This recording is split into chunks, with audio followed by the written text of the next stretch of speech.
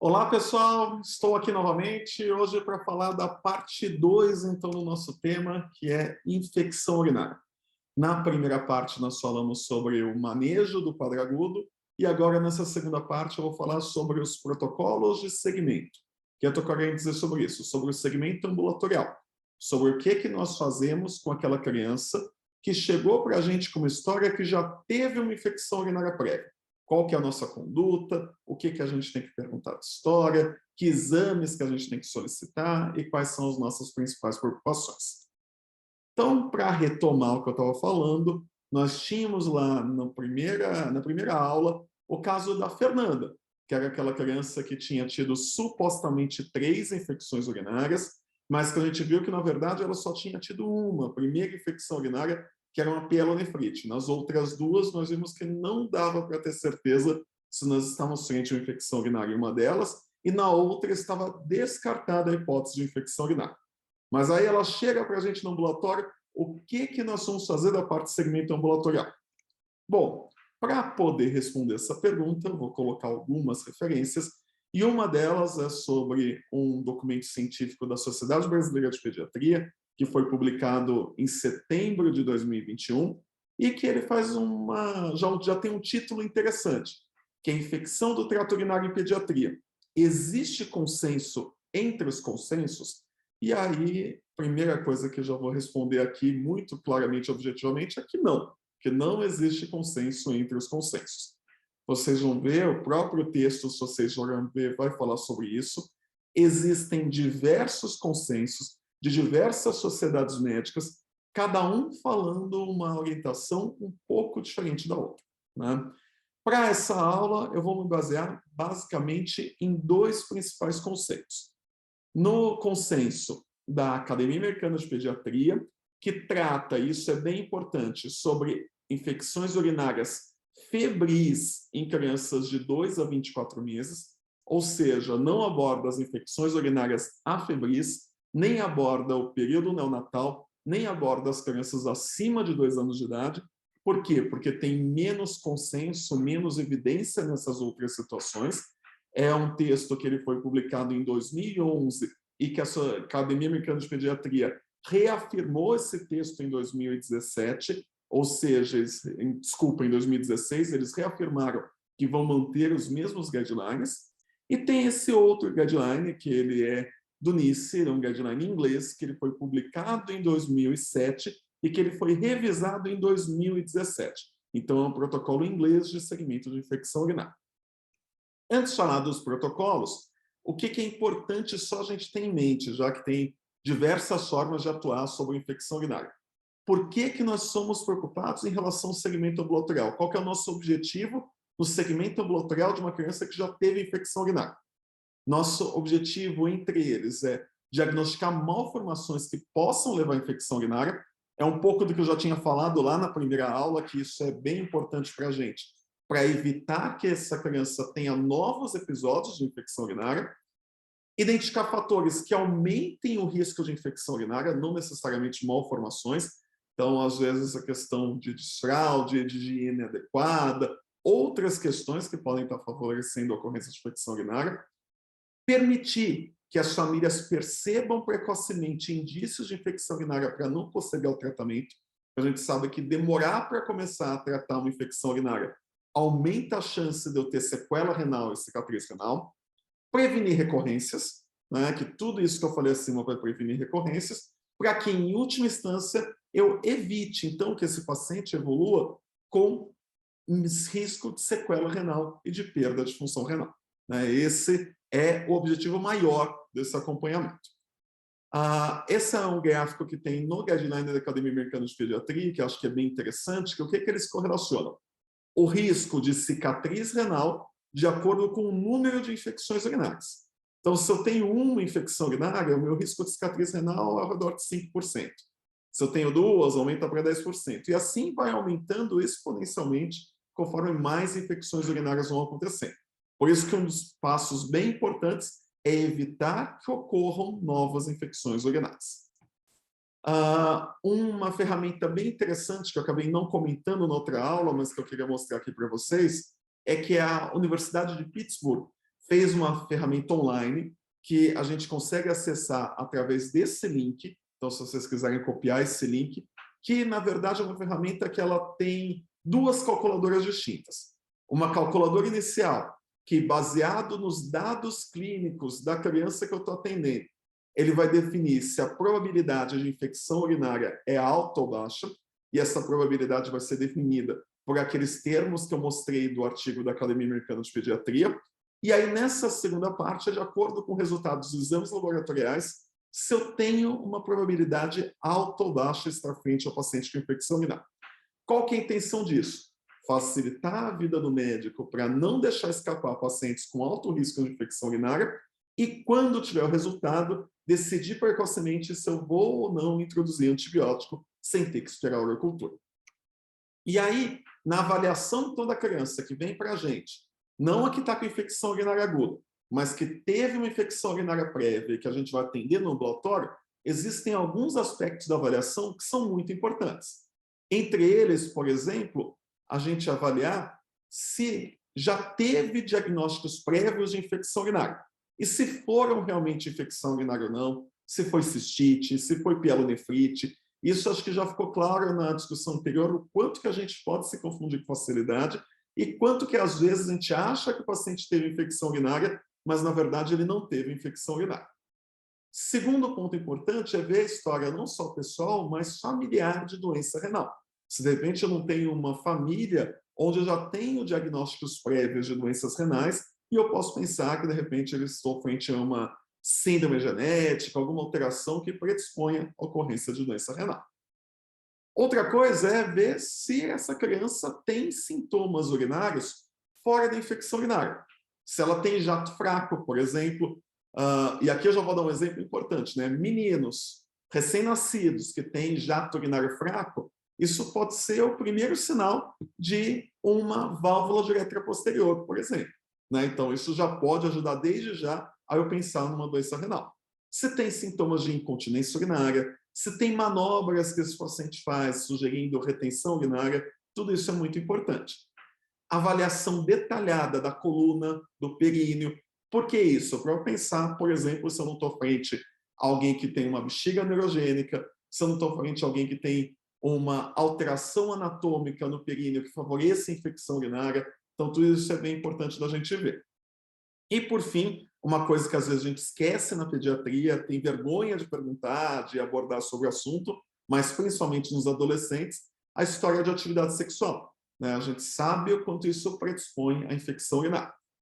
Vou dar um exemplo aqui, na época que o Hospital Universitário era porta aberta, um estudo que eu até mostrei na parte 1, né, na parte inicial sobre infecção urinária, foi visto a prevalência de infecção urinária e viu-se que a partir de 10 anos de idade, 25% das infecções urinárias que eram diagnosticadas lá no pronto-socorro eram diagnosticadas pelo Staphylococcus saprophyticus, que é um causador importante de infecção urinária quando ocorre o início da atividade sexual.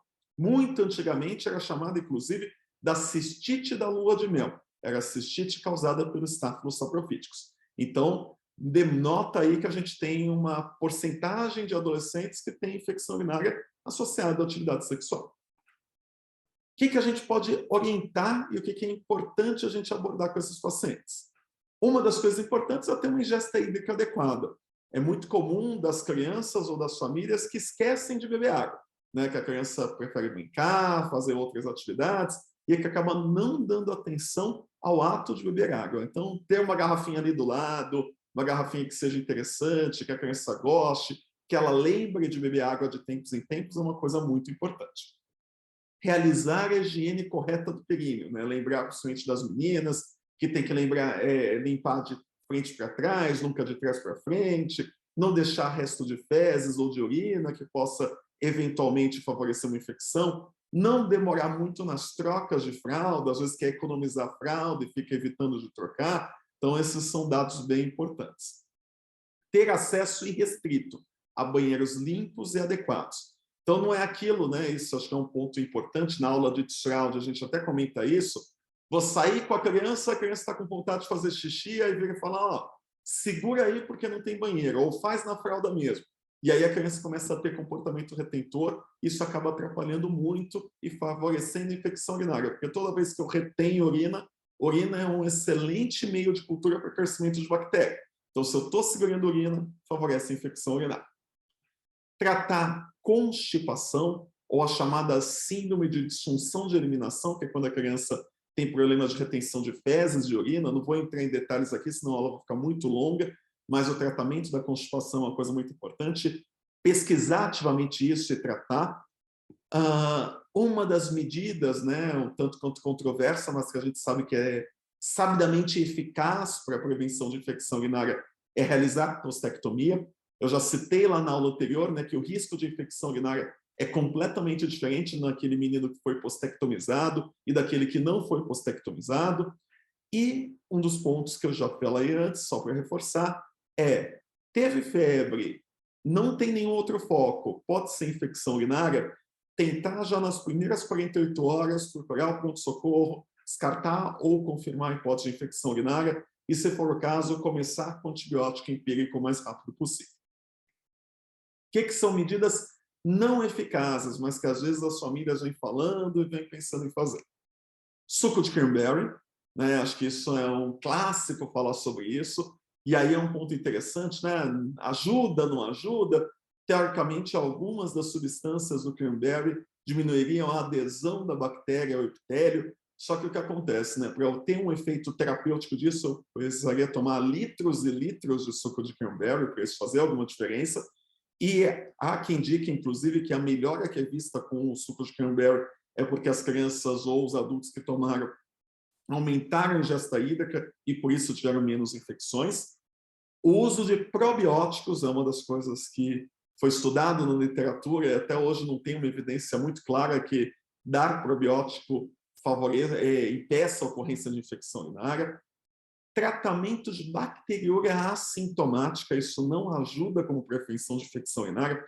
Tanto é que no passado, quando uma criança tinha infecção urinária, ao fim do tratamento, se colhia uma uricultura de controle e, se era uma infecção urinária febril, tinha protocolos de coleta periódica de uricultura de controle.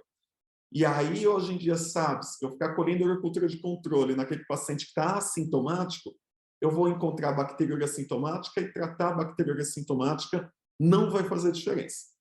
E aí, um dos pontos mais controversos é em relação à profilaxia com antibiótico, né? Esse eu coloco aí uma interrogação se é eficaz ou não eficaz, porque é uma coisa que ainda é muito realizada, mas cada vez mais a literatura traz evidências contra a realização de antibiótico profilaxia.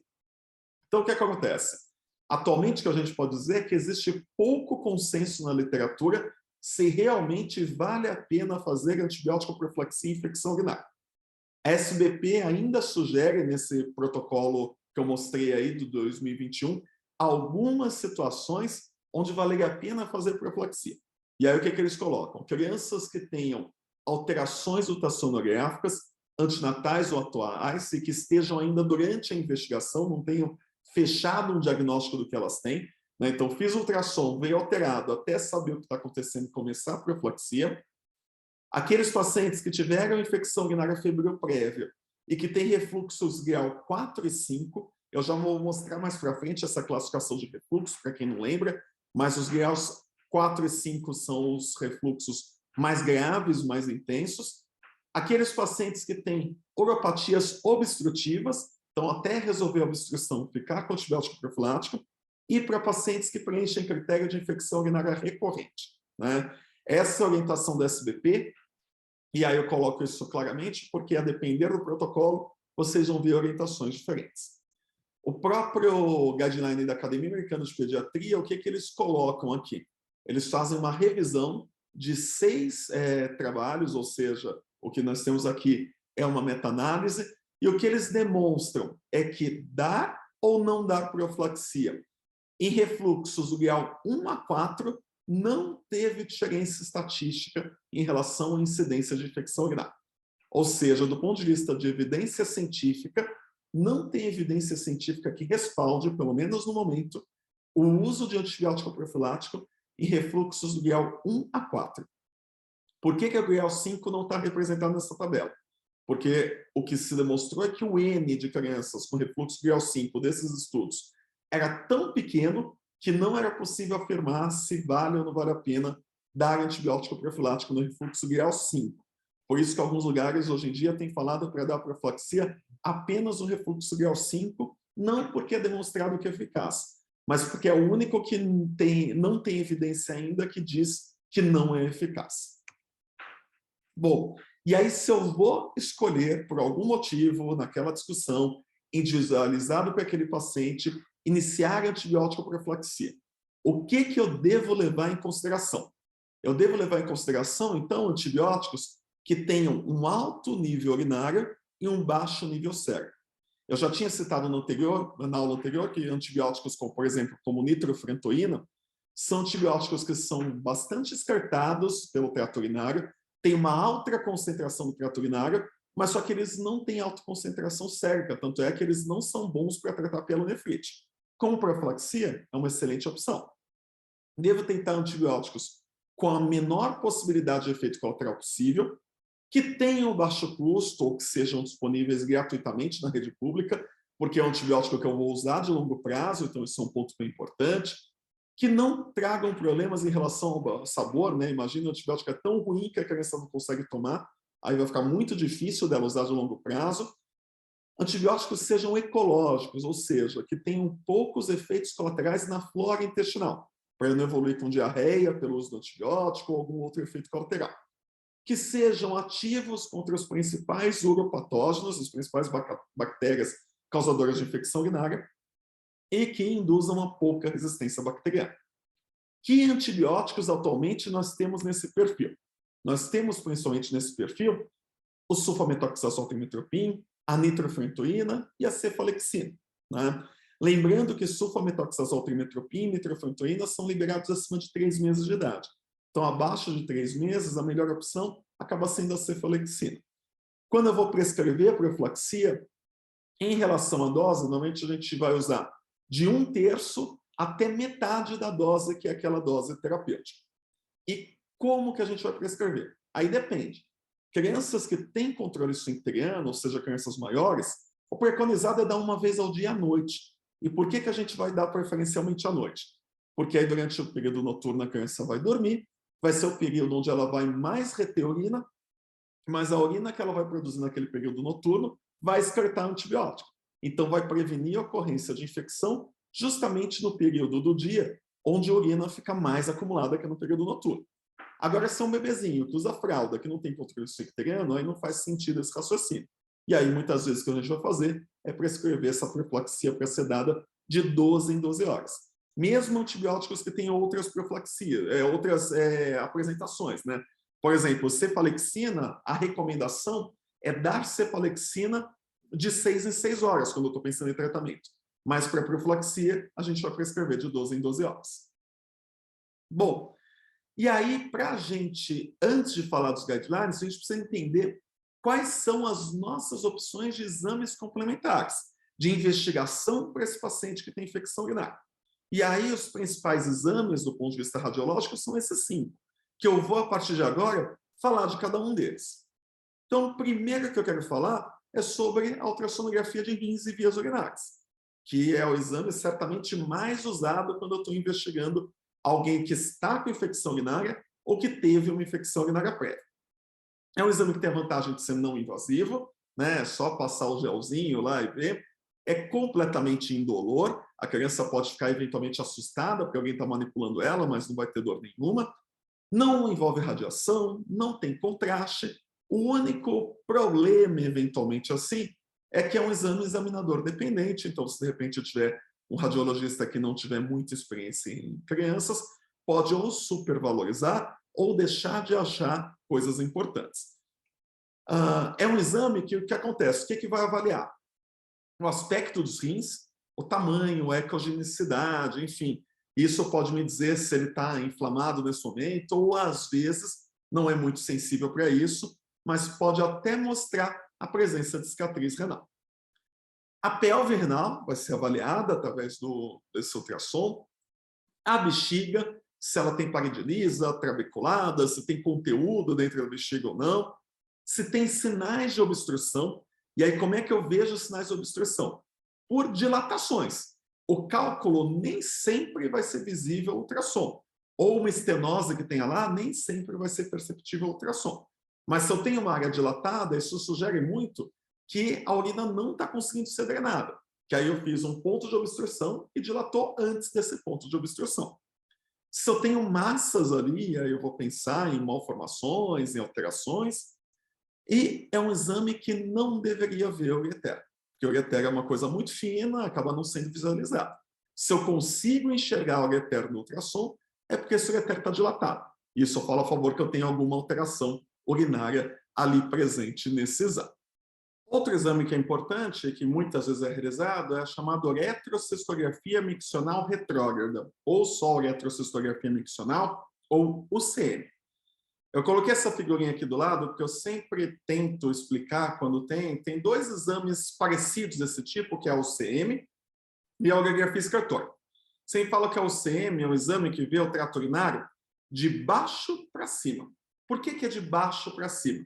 Porque eu passo a sonda pela uretra, injeto contraste, e aí eu vou enchendo a bexiga de contraste. E aí o que eu vou ver aqui? Primeiro, o aspecto da bexiga. Se a parede é lisa, se é trabeculada, quanto cabe de contraste dentro da bexiga, porque eu tenho uma ideia de volume vesical. E aí, quando a bexiga está completamente cheia, eu vejo se tem refluxo ou não, se está subindo contraste ou não. Se não tiver refluxo, vai ficar só o contraste dentro da bexiga. Se tiver, eu vou ver o ureter no exame. Então, se eu enxergar o ureter no UCM, é porque o contraste está subindo. Depois que eu já enchi a bexiga, que já acabou essa fase, retira-se a sonda e aí você tem a parte miccional do exame, que aí você deixa a criança urinar o contraste, mas continua fazendo as imagens. E aqui eu vou conseguir ver com maior qualidade a uretra.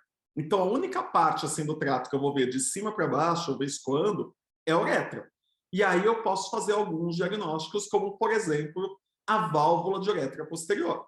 Porque aí, como eu passei uma sonda, eu consigo injetar o contraste normalmente, mas na hora que eu tiro a sonda e deixo a criança urinar, eu vou ver uma parada de eliminação de contraste bem na altura da válvula. Né? Então, é um exame que vai conseguir avaliar o sistema coletor, os rins e a uretra, principalmente. Rins e os ureteres é só se tiver refluxo, senão não. Principais, então, patologias que a gente vai fazer diagnóstico é o refluxo vesicoureteral e a válvula uretroposterior. Cuidado que eu tenho que ter com esse exame é que eu nunca devo realizar esse exame durante uma infecção urinária, porque eu estou injetando coisa para dentro do trato urinário. Então, isso pode favorecer uma pielonefrite ou agravar uma infecção urinária que já esteja instalada. Não é uma coisa obrigatória, mas alguns serviços, inclusive, chegam a exigir você ter uma urocultura negativa antes de realizar o exame, para que você tenha certeza que esse paciente não tem nenhuma infecção, para poder fazer o exame sem nenhum risco. E uma das coisas importantes que a gente tem que saber orientar quando a gente solicita uma uretrocistografia miccional é que a criança precisa estar tomando antibiótico profilático nesse período que vai realizar o procedimento, para evitar infecções causadas pelo procedimento. O esquema clássico é fazer o esquema de tratamento de antibiótico por 3 dias, sendo que eu faço o exame no segundo dia. Ou seja, se eu fazer o exame numa quarta-feira, a criança começa a tomar antibiótico na terça, toma na terça, na quarta e na quinta. Sempre são 3 dias com exame no dia do meio. Alguns lugares também fazem esquemas até mais rigorosos de 5 dias de tratamento. E aí faz o exame no terceiro dia. Então, eu vou fazer o exame na quarta-feira, mesmo exemplo. Começo a tomar antibiótico desde segunda, aí tomo na segunda, na terça, faz o exame na quarta e toma o antibiótico na quarta, faz na quinta, faz o antibiótico na quinta e na sexta. E aí completa os 5 dias de tratamento. Né? Então, cuidados que tem que ter são esses. É uma sondagem, você vai injetar contraste, pode ser traumatizante para a criança ali naquele momento em relação ao exame, né? Porque você vai ter que segurar a criança para fazer esse contraste pela sonda. A sondagem vai demorar um pouquinho até se resolver, e aí eu consigo ter essa visão por baixo em relação ao trato urinário.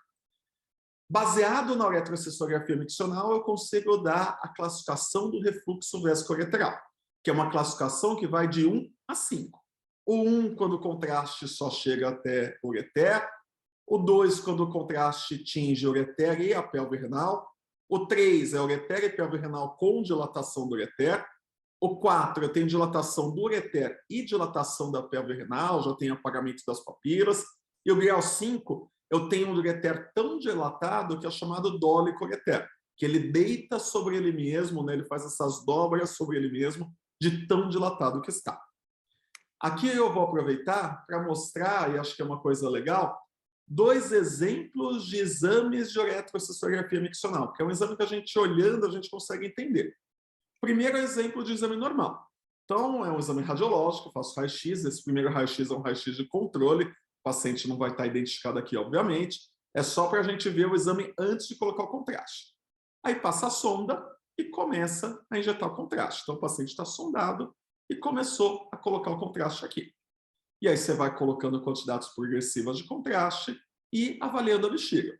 Não só de frente, mas em posições laterais, oblíquas, para você ver o formato da bexiga, se tem alguma coisa que chama atenção.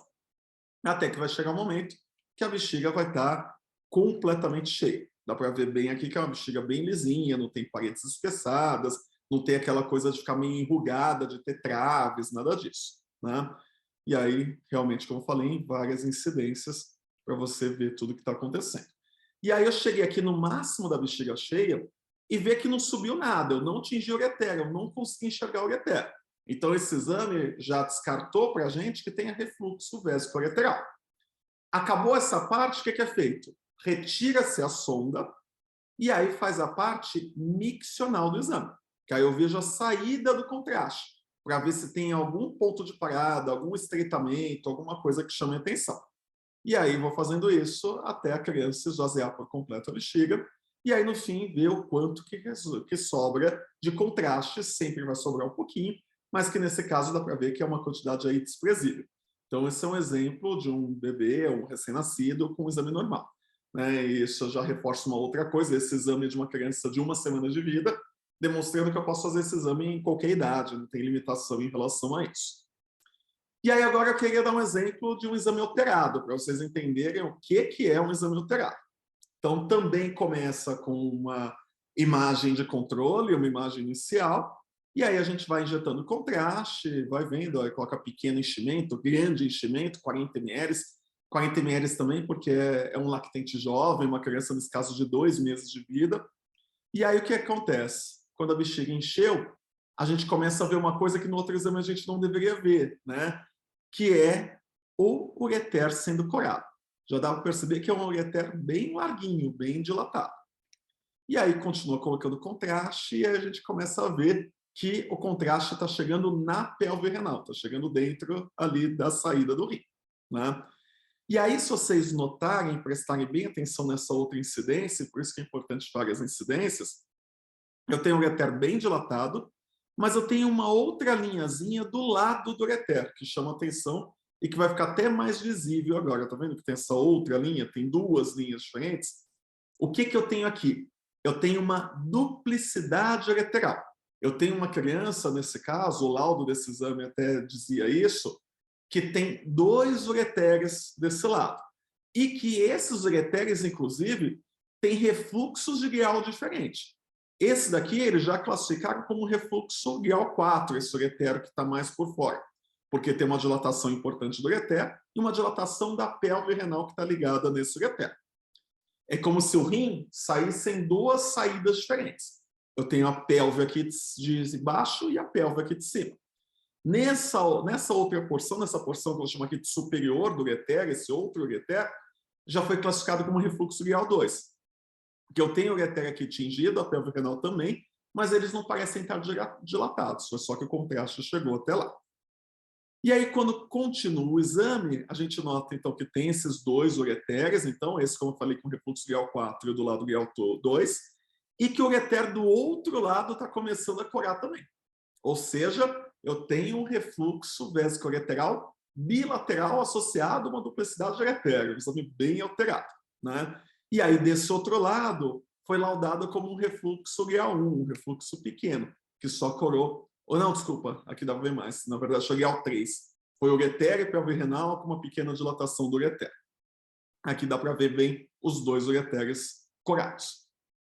E aí, então, aqui acho que é exame de frente, dá para ver melhor aqui, então, a bexiga corada, a duplicidade do ureter de um lado, né, do lado direito, e o lado esquerdo com o refluxo grau 3. O direito com grau 4 num dos ureteres, grau 2 no outro ureter. E aí começa a fase miccional. Tira a sonda e deixa a criança urinar. E aí a criança urinou e conseguiu esvaziar tudo, né? Então, dei um exemplo de um exame bem normal e um exemplo de um exame bem alterado. Mas é só o quanto que a gente, olhando para a sequência de imagens, a gente consegue entender o que está acontecendo. Acho isso bem interessante de ver quando a gente tem casos assim. Bom, que outros exames a gente tem também? Primeiro eu vou falar de todos os exames, depois a gente fala das indicações. Então, outro exame, que a gente vai para a parte interessante, que é de cintilografia, é a chamada cintilografia renal estática, ou cintilografia DMSA. Por que tem essa sigla DMSA? É o nome do ácido que é usado. É o ácido dimercaptosuccínico marcado com tecnésio. Só estou falando esse nome porque eu estou lendo aqui, daqui a 5 minutos, vocês me perguntarem o que significa DMSA, eu vou falar que é o ácido dimercapto e vou parar aí, porque eu não vou lembrar o nome, né? É o exame que ele faz uma avaliação morfológica da função renal. Tem gente, inclusive, que guarda esse M de morfologia. O que eu estou querendo dizer com isso? O ácido que é dado, ele capta no tecido renal, ele tem uma grande afinidade pelo tecido renal, ele cora no tecido renal. Mas só que se eu tiver áreas que estejam inflamadas ou áreas que tenham cicatrizes, não vai grudar contraste nessas regiões. Então, é um exame que eu poderia usar para duas finalidades diferentes. No momento agudo, na infecção aguda, confirmar se eu tenho uma pielonefrite ou não. Se eu faço uma cintilografia com DMSA numa criança que tem uma urina alterada e vem um DMSA normal, eu tenho certeza que eu estou frente a uma cistite. Agora, se eu faço o exame em alguém que tem uma urina alterada, que tem clínica também, obviamente, e vem o DMSA alterado, eu confirmo que eu estou frente ao pielonefrite. O uso para isso é muito, muito raro, porque a gente já discutiu na aula anterior que tratar cistite ou pielonefrite não muda muita coisa, porque antibiótico oral ou endovenoso são igualmente eficazes. O que mudaria é o tempo de tratamento. Se eu estou frente a uma cistite, poderia ser 3 a 5 dias de antibiótico. Se eu estou frente a uma pielonefrite, seriam de 7 a 14 dias de antibiótico. Então, o principal uso da cintilografia com DMSA não é na infecção aguda, é para ver sequela de processos anteriores, é para ver cicatriz renal em relação a infecções urinárias anteriores. E aí, pensando nisso, eu tenho que tomar um cuidado. Eu não devo fazer esse exame próximo ao período que aconteceu uma infecção urinária. Porque aí, se o exame vem alterado, eu não consigo distinguir se eu estou frente a uma inflamação ou se eu estou frente a uma cicatriz. Então, o recomendável para ver cicatriz é eu fazer esse exame 4 a 6 meses após a última infecção urinária, para ter certeza se ele estiver alterado que aquilo é cicatricial. É um exame, obviamente, que não tem disponível em qualquer serviço, é difícil de conseguir, os lugares que tem fila para fazer esse exame. É um exame que demora um pouco para realizar, é invasivo porque envolve radiação, envolve injeção de contraste, então tudo isso eu tenho que levar em consideração também quando eu peço um exame como esse. E aí o que eu vou ver no exame normal é isso, né? Eu fui lá, injetei o contraste, e ele vai lá e vai corar e vai marcar os dois rins. Quando eu tenho cicatriz ou quando tenho sequela, o que eu vejo é isso, um rim que está bem corado e o outro do outro lado que tem hipocaptação. O laudo, inclusive, diz quantos por cento do contraste foi captado de cada lado. E o normal que eu tenho é que cada lado capte de 45% a 55% do contraste, para a soma da 100%. Então, se eu tenho um rim que captou 70% e outro captou 30%, é porque aquele que captou 30% deve ter algum processo ali, seja inflamatório atual ou seja cicatricial de processos anteriores. Aqui nessa outra imagem tem até os padrões, né? Uma coisa difusa, uma coisa que tem alguns focos específicos, uma alteração que tem um único foco alterado. Então, várias dessas alterações eu consigo ver. Eu consigo, às vezes, dizer e falar, olha, eu tenho uma cicatriz no polo superior do rim direito. É um exame que consegue dar essa precisão.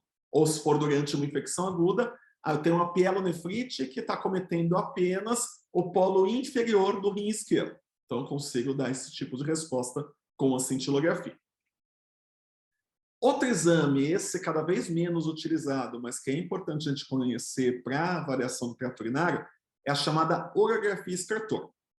Eu sempre tento fazer um paralelo entre a uretrocistografia miccional e a urografia excretor. Como eu já disse, a uretrocistografia miccional é um exame que vê o trato urinário de baixo para cima. Eu injeto o contraste pela uretra e vou corar. A urografia excretora, que é esse que eu estou falando aqui no slide, é o exame que vê o trato urinário de cima para baixo. Eu vou injetar o contraste na veia e vou ver esse contraste ser eliminado pelo rim. Primeiro ponto importante, né, que acho que já fica claro, a gente tem que lembrar que contraste é uma coisa que é nefrotóxica e que eu estou usando para investigar doença renal. Quando eu injeto contraste na UCM, que foi o que eu mostrei antes, que eu injeto pela bexiga, não tem risco de ser nefrotóxico, porque ele não vai ser absorvido pelo organismo, ele vai ficar, vamos dizer assim, externo, vai ficar dentro da bexiga e depois vai ser eliminado. Agora, se eu injeto contraste na veia, aí eu tenho o risco de ser nefrotóxico, porque vai ser filtrado pelo rim, né?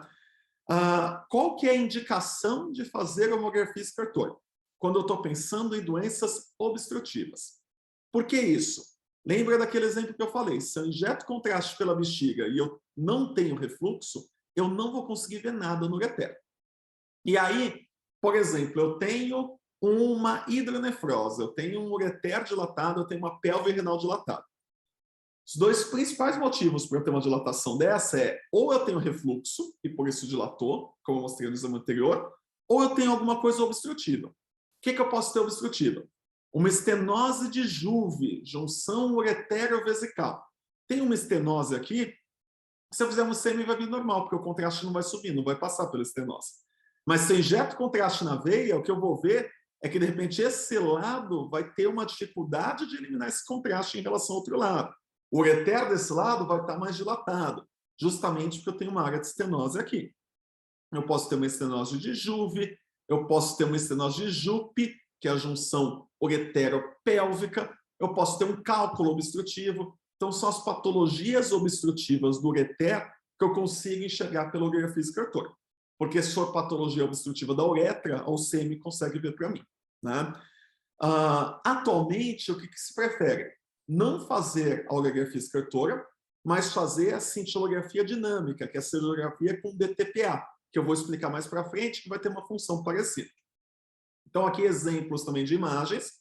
Aqui o contraste foi injetado na veia, está sendo eliminado pelo rim. E aí a gente está vendo os dois ureteres bem fininhos aqui, a pelve renal pequena, e eliminando isso para a bexiga de um exemplo de exame normal. Aqui, por outro lado, o que eu vejo? Uma estenose de Jupe, junção uretero-pélvica. A pelve renal está dilatada, porque aqui está estenosado, e a partir daqui eu tenho a excreção do contraste normalmente. Pode ser cálculo, pode ser estenose, pode ser massa ao redor, aí eu tenho que investigar com maior profundidade para entender, mas seria um exemplo compatível com uma estenose de Jupe. Cintilografia, então, a estática com DMSA, que eu já tinha falado antes, só para reforçar, tem que ser feito 4 a 6 meses após a infecção aguda. E eu tenho a cintilografia dinâmica. A cintilografia dinâmica é com DTPA, que é outro ácido. É o ácido dietileno triamino pentacético. Eu nunca mais vou falar isso de novo se eu não ler isso daqui, né? Qual que é a diferença do DMSA e DTPA? Só vou usar a sigla. O DMSA, como eu falei, gruda no tecido renal e eu vejo se tem cicatriz ou não. O DTPA, ele é rapidamente filtrado pelo rim e excretado. Então, se eu tiver alguma coisa obstrutiva, vai ter retenção do contraste daquele lado. Então, eu consigo fazer diagnóstico de estenose de Jupe, de estenose de Juve. Como eu falei, ele diferencia se eu tenho uma hidronefrose obstrutiva ou não obstrutiva, que se for não obstrutiva, em geral, é por refluxo, né? E aqui, nesse caso, eu não tenho essa preocupação de ter que fazer muito tempo após a infecção aguda, porque isso não vai ser alterado tão longamente por infecção. Lógico que eu não vou fazer durante a infecção, mas assim que resolver, eu já posso fazer o DTPA, se for indicado, se for o caso. Então, aqui exemplos também de imagem de cintilografia com DTPA.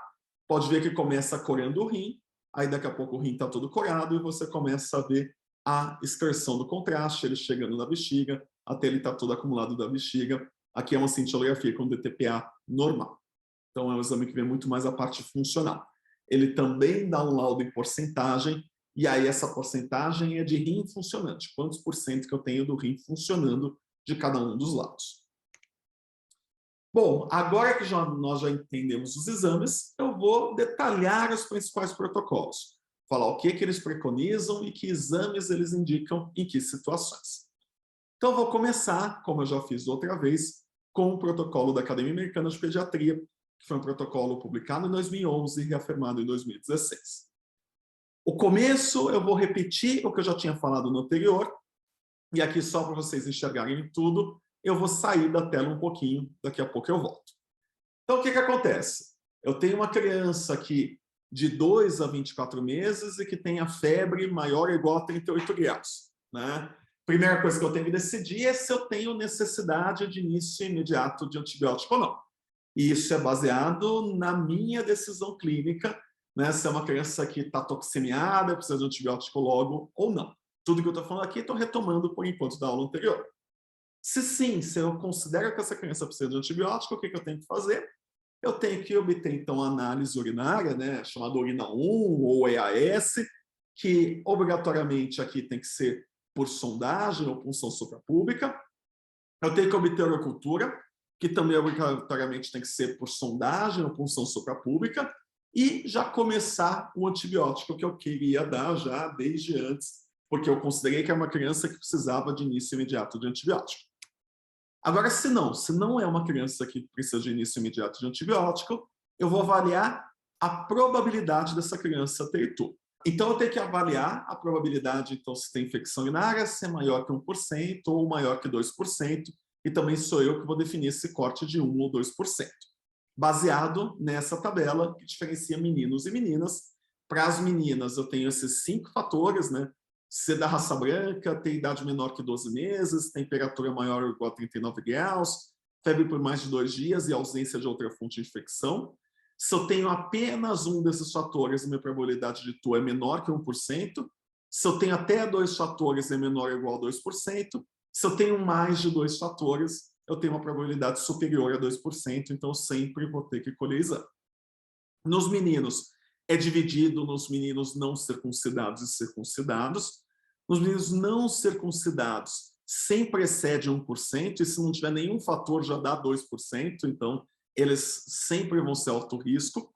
Agora, dos meninos circuncidados, se eu tenho até 2 fatores, a probabilidade de infecção urinária é no máximo 1%, se eu tenho até 3 fatores, é no máximo 2%, se eu tenho os 4 fatores, já é superior a 2%. Então, chegando a essa tabela, eu vou ver a probabilidade. Então, a probabilidade foi acima de 1 a 2%, de acordo com o corte que eu usei e com as características epidemiológicas do paciente. Eu obtenho análise urinária, que nesse primeiro momento pode ser por saco coletor, porque eu estou lidando com alguém que não vai ter início imediato de antibiótico. Se vier com resultado sugestivo de infecção urinária, aí eu colho a urocultura por sondagem e começo o antibiótico empírico. E se o resultado não vier sugestivo de infecção urinária, eu faço apenas segmento clínico. Agora, se a probabilidade de TU é menor do que 1 ou menor que 2%, eu também faço apenas segmento clínico. E foi mais ou menos aqui que eu parei na aula anterior. Então, o que eu quero continuar? Comecei o antibiótico, urocultura veio negativa, suspendo o antibiótico, segmento clínico. Isso eu também tinha mostrado na aula anterior. Urocultura foi positiva, eu ajusto pelo antibiograma, e aí eu estou dizendo isso de novo porque é uma coisa interessante. Em infecção urinária, em particular, às vezes acontece de eu estar tratando o paciente com antibiótico, vem a urocultura, aquela bactéria é resistente ao antibiótico que eu estou dando, mas só que quando eu avalio essa criança clinicamente, o que acaba acontecendo é que eu noto que os sintomas já estão melhores, que passou a infecção urinária. A recomendação da Academia Americana é que, mesmo que a resposta clínica seja boa, que eu trate de acordo com o antibiograma, ou seja, que eu troque o antibiótico, se for o caso. Nem todos os guidelines orientam assim. Tem guideline que fala o seguinte: se era resistente, mas você deu antibiótico e o paciente respondeu bem, que você poderia manter o antibiótico e colher uma cultura de controle quando acabar o tratamento para ver se você realmente erradicou aquela bactéria. Por que tem essa diferença em infecção urinária? Às vezes resistente e deu certo. Porque a gente está lidando com antibióticos que muitas vezes têm excreção renal. Então a concentração no trato urinário é tão alta que mesmo acusando resistência no antibiograma, o tratamento às vezes acaba dando certo. Né? Por isso que acaba acontecendo coisas desse tipo. E aí a recomendação, como eu já tinha citado, é tratar de 7 a 14 dias de tratamento. Terminei meu tratamento, o que eu tenho que avaliar? Primeiro, se eu preciso ou não realizar ultrassom de rins e vias urinárias. E pela Academia Americana de Pediatria, como a gente está lidando de crianças de 2 a 24 meses, a recomendação é que precisa fazer sempre, que precisa fazer ultrassom sempre. A questão é quando eu vou fazer esse ultrassom, não é se eu vou fazer esse ultrassom ou não. E quando que eu faria? Nas primeiras 48 horas de sintomas. Se eu tenho pacientes que têm quadro clínico mais grave ou que têm indício de complicação, porque aí eu preciso identificar logo essa complicação e ver, inclusive, se eu vou ter que abordá-lo ou não. Ou, se não tiver nada disso, se ele não teve gravidade e não tem indícios de complicação, eu posso fazer ambulatorialmente. É até preferível que eu faça ambulatorialmente, porque aí eu faço um ultrassom no momento fora da infecção. Então, o que acontece? Por que eles dão datas diferentes? Porque nessa primeira situação, eu estou procurando complicações. Nessa de baixo, eu estou procurando malformações. Então, por isso que às vezes é bom fazer até fora da infecção urinária, porque se vier alterado, você tem certeza que é sugestivo de uma malformação e não é simplesmente uma alteração pela infecção aguda. O que mais que eu tenho que considerar? Se eu faço ou não uretrocistografia miccional. E aí não é para todo mundo, é para quem? Para quem teve o segundo episódio de infecção urinária febril, porque lembrar que esse protocolo é só de infecções urinárias febris. Aqueles casos que são considerados complexos ou atípicos, ou aquela situação onde fez o ultrassom e pouco interessa quando que fez, se foi no momento agudo ou depois, e veio o ultrassom com alterações. Porque aí eu vou pesquisar a principal patologia que altera o ultrassom, que é o refluxo vesicoureteral, né? E aí a SUCM lembrar de fazer após o término do tratamento e não durante a infecção aguda, e de prescrever antibiótico profilático por 3 dias, fazendo o exame no segundo dia de tratamento. E outra coisa que eles colocam nesse guideline é para orientar a família que, se ocorrer nova febre, eles têm que lembrar que a probabilidade de recorrência de infecção urinária é alta, que eles devem procurar o PS em até 48 horas, se tiver uma nova febre, e nunca postergar a coleta de urina. Se tiver na dúvida do foco, colher a urina logo para fazer o diagnóstico logo. Então, o que nós temos aqui na tela, quem quiser tirar um print da tela, esse é o momento, o resumo do guideline da Academia Americana de Pediatria de ponta a ponta, desde a chegada ao pronto-socorro até a investigação. É um protocolo que não entra no mérito em relação a quando ou não fazer o DMSA, quando pesquisar ou não cicatriz renal. Tá? Então, acho que a única coisa que esse protocolo não detalha é isso. Bom, vamos seguir, voltei aqui para a tela. Vamos falar de outro protocolo, então, que é o protocolo do chamado NICE, que é o National Institute for Health and Care Excellence, que é um protocolo, então, em inglês, que é adotado na Inglaterra. O NICE é a base do sistema de saúde inglês, e aqui eles são um pouco mais abrangentes. Eles falam de infecção urinária nas crianças abaixo de 16 anos de idade. Então, é uma coisa que vai pegar do 0 aos 16 anos, independente se é infecção urinária febril ou afebril. Para eu aplicar esse protocolo no dia a dia, a primeira coisa, eu tenho que entender alguns conceitos que ele aplica. E quais são esses conceitos? Primeiro, o que ele chama de pielonefrite, que eu já tinha até falado na aula anterior. É a bacteriúria significativa, e significativa vai depender do método de coleta, associado à febre maior ou igual a 38, ou a dor lombar. Se eu tenho uma dessas coisas, eu tenho pielonefrite. Se eu tenho bacteriúria sem esses outros sintomas, eu tenho apenas uma cistite. Outra coisa importante de definir aqui é o que eles chamam de infecção urinária recorrente. E aí existem 3 possibilidades de eu considerar que uma criança tem infecção urinária recorrente. A primeira é a criança que teve 2 ou mais episódios de pielonefrite. E aí, nesse momento, você me pergunta, em quanto tempo? E a resposta é durante a infância, não tem um período certo, não é em 6 meses, em 1 ano, em 2 anos. Tive 2 pielonefrites durante a infância, eu estou frente a alguém que tem ITU recorrente. Considere ITU recorrente se teve uma pielonefrite associada a uma ou mais cistites. Então, basta que um dos episódios seja caracterizado pela nefrite, não precisa ser os 2. Ou então, se eu tiver tido 3 episódios de cistite, isso também é ITU recorrente. Para qualquer uma dessas 3 definições, ao longo da infância, sem tempo específico. Outra definição importante para a gente definir o que vai fazer com o nosso paciente é o que eles chamam de infecção urinária atípica. E existem alguns critérios para você considerar que é infecção urinária atípica. Quais são esses critérios? A criança que teve infecção urinária e que ficou séptica ou gravemente doente. A criança que durante a infecção urinária evoluiu com redução do fluxo urinário. A criança que durante a infecção urinária teve massa abdominal palpável ou uma bexiga urinária palpável. Aquele que teve aumento de creatinina. Não é que é obrigatório colher creatinina de toda infecção urinária, mas se eu colher e vier alterado, isso indica uma infecção urinária atípica. Quem não respondeu ao tratamento adequado em até 48 horas, que não começou a ter melhora clínica em até 48 horas. Aquele que teve micro-organismo causador de infecção urinária diferente de E. coli, algum micro-organismo que não é E. coli, e aí são esses os critérios. Se a gente for ver, alguns dos critérios são associados à infecção e possíveis complicações, que é ter sepse, não responder bem ao antibiótico, ter um micro-organismo diferente. Então, são critérios associados ao processo infeccioso e possíveis complicações desse processo infeccioso. Outros critérios são associados como alteração de função renal, que é diminuir fluxo urinário, ter patologia obstrutiva, aumentar a creatinina. Então, são essas as preocupações. E aí, baseado no que eu classifiquei meu paciente, eu vou, de acordo com a faixa etária, definir que exame que eu vou solicitar. As faixas etárias que eles trabalham são 3. As crianças menores de 6 meses de idade, aquelas de 6 meses a 3 anos e aquela criança acima de 3 anos. E as situações clínicas também são 3. A infecção urinária que teve boa resposta ao tratamento de 48 horas, a infecção urinária chamada de atípica e a infecção urinária chamada de recorrente. E aí cada um dos exames. Para facilitar a leitura, eu vou me aproximar de cada um deles.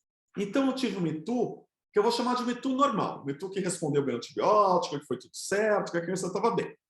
O que eu vou fazer com ela? Aí depende da idade.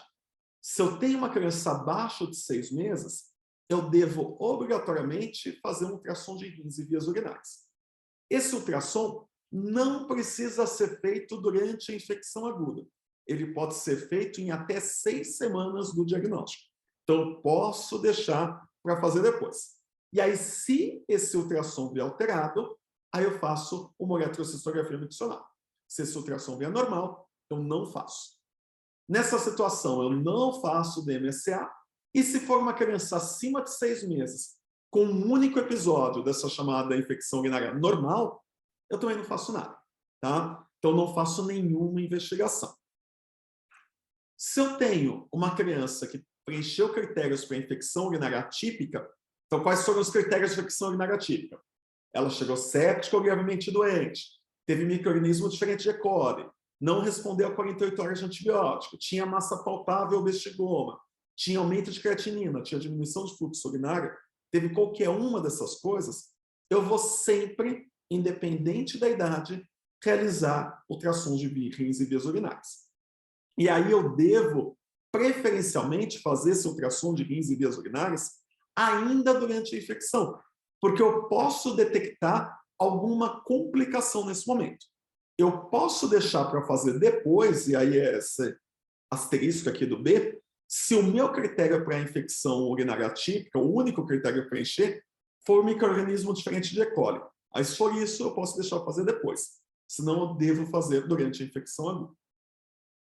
Eu devo, nas crianças abaixo de 3 anos de idade, sempre fazer cintilografia se eu estou frente à infecção urinária atípica. E por que eu tenho que fazer isso? porque eu tenho que pesquisar nessas infecções urinárias atípicas a chance de cicatriz renal, e eu devo fazer o CM nas crianças abaixo de 6 meses. Mesmo naqueles que tiverem ultrassom normal, eu devo fazer o CM abaixo de 6 meses, porque eu tive uma situação atípica, né? E aí tem alguns poréns que eles colocam aqui. Entre 6 meses e 3 anos, ao CM, eu poderia considerar se eu tiver um ultrassom com alteração, se eu tiver jato urinário fraco, se eu tiver infecção por micro-organismo diferente de E. coli, ou se eu tiver história familiar de refluxo. Então, entre 6 meses e 3 anos, eu devo considerar o CM se eu tiver alguma dessas situações. Acima de 3 anos de idade, o que eles recomendam, inclusive se eu tenho infecção urinária atípica, é de fazer um ultrassom pré e pós-miccional, para eu ter uma avaliação mais completa em relação a esse caso. E aí a última situação, aquele que preenche critérios para infecção urinária recorrente. Ou seja, aquele que teve 2 ou mais pielonefrites, que teve uma pielonefrite seguida de 1 ou mais cistite, ou que teve pelo menos 3 cistites. E aí o que eu tenho que fazer? Também tenho que fazer ultrassom em qualquer faixa etária. O que ele vai mudar aqui é o momento que eu vou fazer isso. Se for abaixo de 6 meses, a recomendação já é fazer esse ultrassom durante a infecção aguda. Se for acima de 6 meses, eu posso deixar esse ultrassom para ser feito ambulatorialmente. Eu devo fazer sempre DMSA, e faz todo sentido, porque o DMSA eu estou procurando cicatriz renal. Eu já mostrei lá no começo que a ocorrência de cicatriz está diretamente relacionada ao número de episódios de infecção urinária. Se eu tive muitas infecções urinárias, eu tenho muita chance de cicatriz, então eu devo fazer em qualquer idade. E a UCM é recomendável abaixo de 6 meses e entre 6 meses e 6 anos, se tiver uma dessas situações que eu já tinha citado. Né? Se tiver um ultrassom com dilatação, se tiver um jato urinário fraco, se for um micro-organismo diferente de E. coli, ou se tiver uma história familiar de refluxo. E aí volta aqui o guideline completo. Então, essa tabela aqui traz o guideline completo de ponta a ponta. É um guideline que ele é muito voltado na questão de custo-benefício. E ele vai levar em consideração 2 premissas, que a chance de malformação causando infecção urinária é muito maior quanto menor for essa criança. Por isso, por exemplo, que as recomendações do CM, elas se concentram no abaixo de 6 meses, acima de 6 meses é só se ultrassom alterado, porque quanto menor a criança, maior a probabilidade de ter uma malformação causando infecção urinária. E ele também se apega na probabilidade de sequelas renais ocorrerem quanto mais episódios de infecção urinária ocorrerem e quanto mais novas forem as crianças. Parece um guideline complexo, mas não é tão complexo. Eu vou resumir esse guideline em poucas frases. Se eu tive infecção urinária normal, eu faço ultrassom nos menores de 6 meses. Se eu tive infecção urinária atípica ou recorrente, eu faço ultrassom em todos, independente da idade. Eu faço DMSA em todas as recorrentes e na atípica, nas recorrentes abaixo de 3 anos de idade. E eu faço CM, seja atípico ou recorrente, nos menores de 6 meses. E entre 6 meses e 3 anos, se tiver dilatação do trato urinário ou se for um micro-organismo diferente de E. coli. Né? É um guideline que, às vezes, vocês vão ouvir alguns nefrologistas falando essa frase, que o NIS is not nice, que o NIS não é legal. Por quê? Porque, como eu disse, ele não propõe a fazer uma investigação super profunda. Ele propõe o contrário, de eu ter critérios mais rígidos e de fazer a investigação de acordo com os critérios mais rígidos. Eu vou dizer que a nossa visão do Ambulatório Geral de Pediatria do HU é que o NIS é nice, sim, mas os nefrologistas não acham, tá? Ficou horrível essa, né? O NIS é nice, mas tudo bem. Então, o que acontece? A gente acha que ele é um protocolo investigativo que ele é bem ponderado. Mas o que eu tenho que sempre levar em consideração, que acho que são coisas importantes em relação a esses protocolos de segmento? Primeiro, que esses protocolos são feitos pensando em crianças rígidas. Eu não estou nenhum nem outro protocolo levando em consideração aquela criança que já tem uma uropatia, que já tem uma malformação complexa do trato urinário. Outro ponto importante é que os protocolos mais agressivos, eles aumentam, obviamente, a sensibilidade para fazer diagnóstico de refluxo vesicolateral, de cicatriz renal, mas o benefício eventualmente é questionável. E por que que o benefício pode ser questionável? Isso não sou eu que estou falando. Eu estou tirando do consenso do SBP essas frases, inclusive. Porque muitas cicatrizes renais, que anteriormente eram consideradas sequelas de pielonefrite, hoje a gente sabe que são alterações do desenvolvimento renal e que não necessariamente têm associação com refluxo vesicolateral. E aí o que eu tenho que sempre considerar é o custo financeiro e a exposição à radiação, eventualmente, de algum desses exames, como os exames cintilográficos e a UCM. E aí o que eu tenho que lembrar, por fim, é que não tem evidência científica que suporte um protocolo que ele seja superior ou nitidamente melhor do que o outro. Tem protocolos mais investigativos e tem protocolos menos investigativos. Por isso que eu já estou adiantando que quando vocês encontrarem lá a nefro do CR, eles vão falar que o NICE é not nice, porque eles acham que não tem a quantidade de exames que deveria ter, que ele não é tão investigativo, que seria importante fazer mais exames. Eu sempre falo que a visão generalista versus especialista às vezes muda, porque o especialista vê quando as coisas dão errado. Então, ele vê muita coisa que dá errado. O generalista vê algumas coisas que dão errado. Obviamente, ele não deve escapar as coisas para deixar elas darem errado, né? E aí, quando a gente pensa, né, e pensa na situação nossa, né, porque um dos argumentos do NICE não ser ruim, não ser bom, quer dizer, ser um guideline ruim, é que ele é voltado para a população britânica e não para a brasileira. E aí, qual que é a orientação, então, da SBP? Né? Quando olha aqui esse guideline, vocês devem até estar pensando, poxa, o Rafael não ensinou só esse, pronto, que é muito mais fácil. Né? São bem menos setas. Porque a gente não considera que esse talvez seja o melhor. Mas o que eles orientam? Tive infecção urinária, vou fazer ultrassom sempre, independente da idade. E que muita gente faz isso, que eu entendo. É exame facilmente disponível, barato, pouco invasivo. Acho que até faz um certo sentido. Exame veio normal, eu vou fazer sempre DMSA, independente da idade. E aí acho que tem que ter uma ponderação, porque alguém de 7 anos com uma infecção urinária única, será que vale a pena ficar investigando cicatriz renal? Não sei. Se o DMSA veio normal, para a investigação por aí.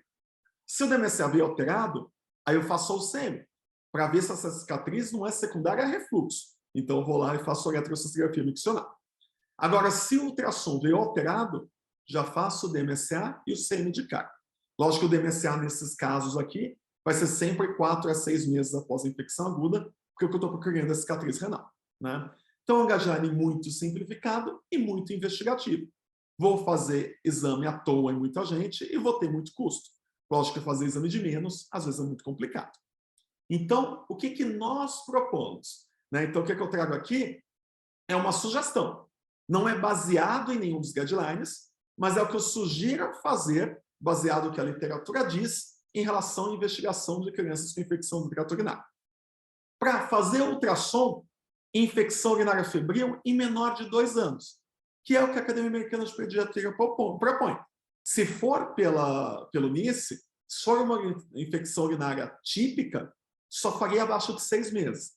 E eu acho que faz sentido, sim, entre 6 meses e 2 anos, você fazer ultrassom, até levando em consideração a disponibilidade de exame e o quanto que ele pode trazer de informação. Preencher o critério para infecção urinária atípica em qualquer idade faz ultrassom. Isso já é o que NICE fala, e que a gente respalda e concorda com isso. Se eu tiver infecção urinária recorrente, em qualquer idade também fazer ultrassom, que também já é o que NICE fala e que a gente concorda. E aí a única situação que a criança não rígida, que o guideline não fala, é qualquer infecção urinária, se eu tenho antecedente de doença renal, ou urológica, se eu tenho baixo peso, se eu tenho hipertensão arterial, fazer também ultrassom. Quando fazer o CM? 2 ou mais infecções urinárias febris em qualquer idade, e aí acho que é uma coisa interessante, que esse é um pouquinho mais amplo, que eu estou propondo aqui, né? No NICE seria abaixo de 6 meses, ou só acima de 6 meses e 3 anos se tiver ultrassom operado, mas acho que sobre infecções urinárias febris, investigar ativamente refluxo faz sentido.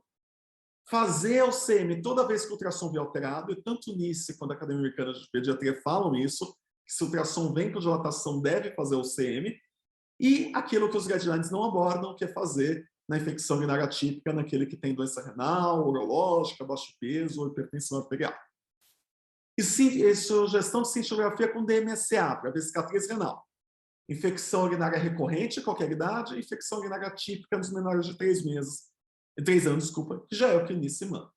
Então, deu para entender que o nosso ambulatório gosta mais da linha do NICE, sendo um pouco mais aberto em relação à indicação do ultrassom, né? Eu entendo quem fala contra o NICE, porque uma das coisas que se coloca muitas vezes é o seguinte, né? Eu tive uma única infecção urinária daquela criança. Eu não aproveito aquele momento de fazer ultrassom. Ela perde o segmento ambulatorial, fica só passando em pronto-socorro.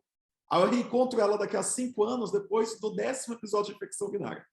Eu já perdi o timing de fazer qualquer coisa. Então, o que é importante?